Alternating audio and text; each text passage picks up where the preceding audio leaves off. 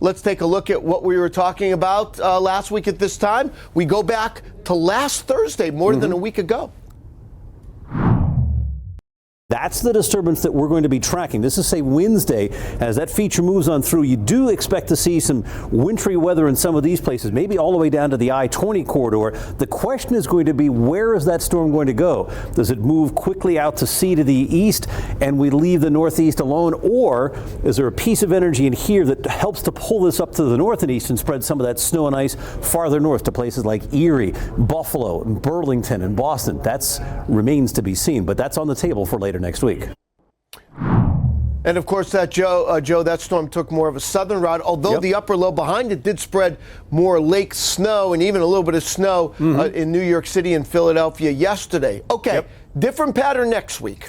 It really is a different pattern, and the big thing is the cold air of this week is largely gone, so that we get a nice little reprieve. The jet stream still takes a dip here in the middle part of the country during the mid part of the week, and a couple of disturbances coming through here will produce some light snow and flurries, nothing of great consequence, but you'll see the cold air gone from the south. It will turn cold next weekend, and most of the west will be dry next week. All right, Joe, take a look at this. Here we go. Shot of Arctic air coming behind these storms next weekend. Yeah, there's a storm system that'll come up through the northeast and mid-Atlantic Wednesday night, Thursday night, and then on Friday it moves away. But then it allows a series of clipper features to come on through, and I don't think it's one. It's probably two or three. And as a result of that, you're going to see Arctic air pulled back into the pattern. As each one of those clippers goes by, you're going to see some snow and flurries, some lake effect snow, and certainly a true taste of January behind those features next weekend.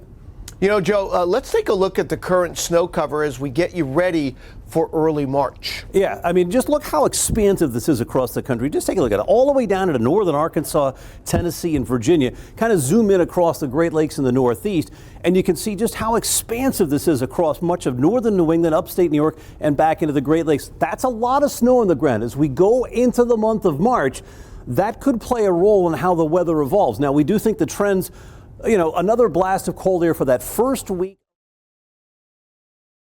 Probably some snow on the north side of it, but as we head toward the middle of the month, definitely see some warming trends with all that snow on the ground, Bernie.